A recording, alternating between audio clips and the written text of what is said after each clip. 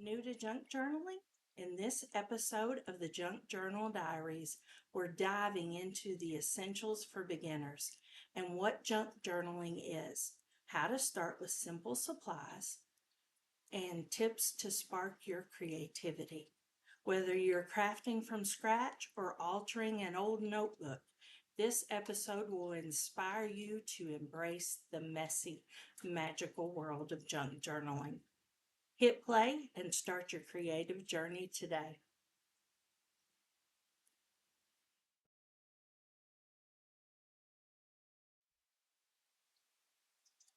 Hello, creative souls, and welcome back to the Junk Journal Diaries.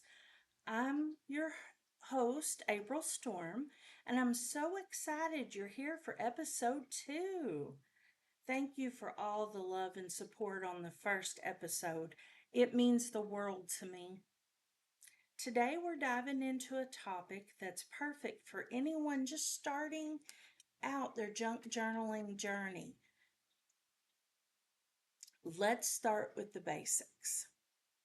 What exactly is junk journaling? Well, it's a creative, artistic way to document your life, memories, thoughts, or simply express yourself. It involves using a mix of new and recycled materials.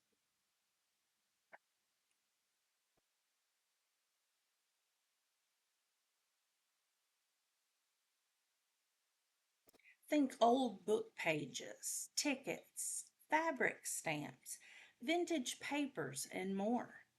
The best part, there are no rules. That's right. You can be as neat or as messy, as colorful or as minimal as you want.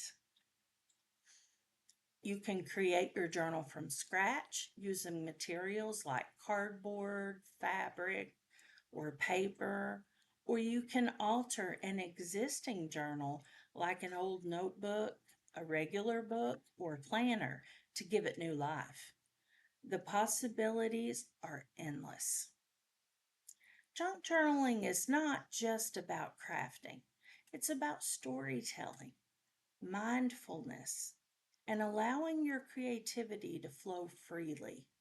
It can be a form of art therapy, a way to preserve memories, or simply a fun hobby to relax and unwind. Plus, it's eco friendly since you're using recycled materials that might otherwise go to waste. You don't need fancy supplies to start junk journaling. Here are some basics to get you going. A junk journal or notebook, even an old book works. Paper scraps, such as magazines, newspapers, vintage papers, adhesives. So you're going to want some glue, a glue stick, double sided tape, scissors, and a craft knife. Pens and markers, also pencils for doodling or writing or coloring things in, giving a little touch of splash of color. And cereal boxes and file folders.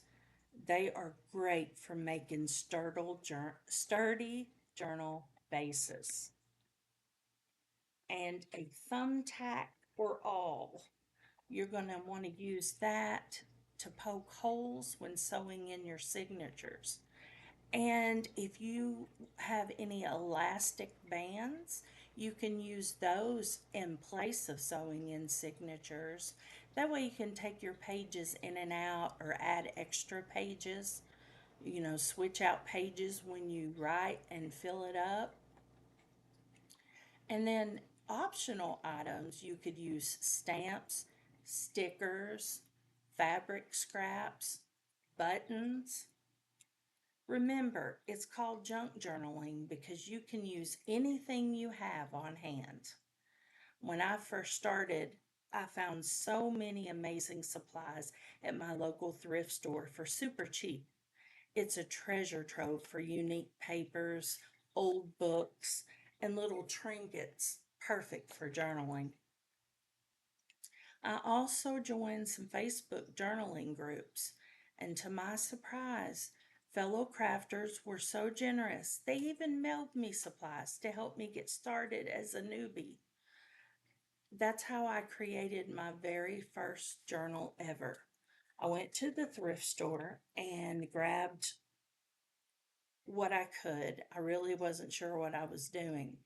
And then, to my surprise, two fellow journalers got together and mailed me enough materials to do one of the legend Dear Julie's famous challenges. And I was able to complete that challenge just using what they sent to me. Oh, it brought me to tears. I was so grateful and happy.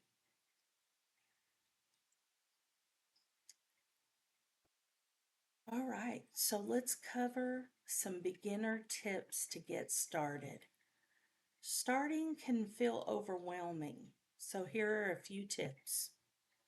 Experiment with various layouts to discover what resonates with you. Explore different textures to add depth and interest to your designs. Test a range of materials to see how they affect the overall aesthetic. And combine elements from each category to create a unique style. And the last, but certainly not least, the biggest tip of all, document your findings to track your evolving preferences and inspirations. That's a really important step. When I started, I was so worried about doing it right. I thought every page had to be a masterpiece. But the truth is, the magic happens when you let go of that pressure and just enjoy the process. One of my first pages was a total mess, but I ended up loving it because it was authentically me.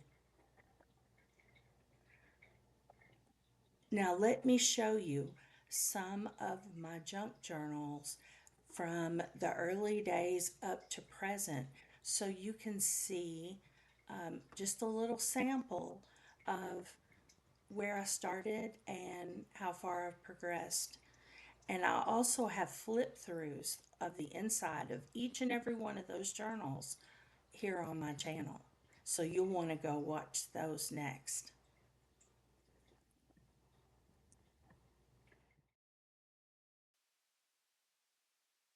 Okay, so you can see this is that Christmas journal I was talking about. Now, over time, I did make changes to it, but this was my very first go. I was so nervous. I was so scared, but I have went through and added things and gave it, just some more life. You can see the little charms, all my hard work in there. And then as I progressed, here's another of my earlier works.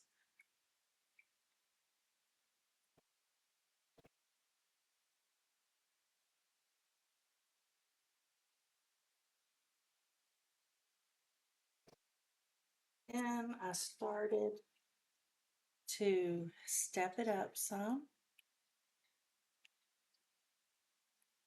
adding different goodies. Here's my pink Christmas journal.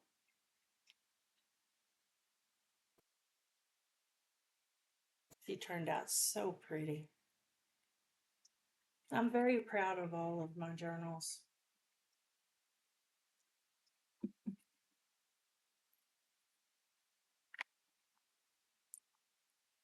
And then we have steampunk, which I'm not finished with this one, as you can see.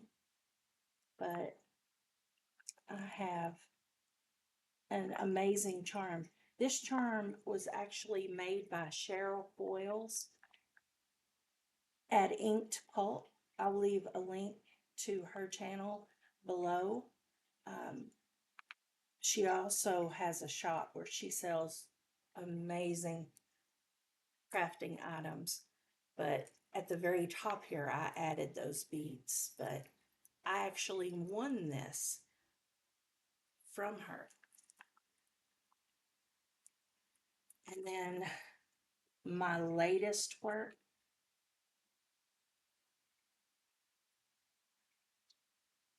is this tall, slimline beauty, Elegant Burgundy. She's a babe. I'm really very proud of her.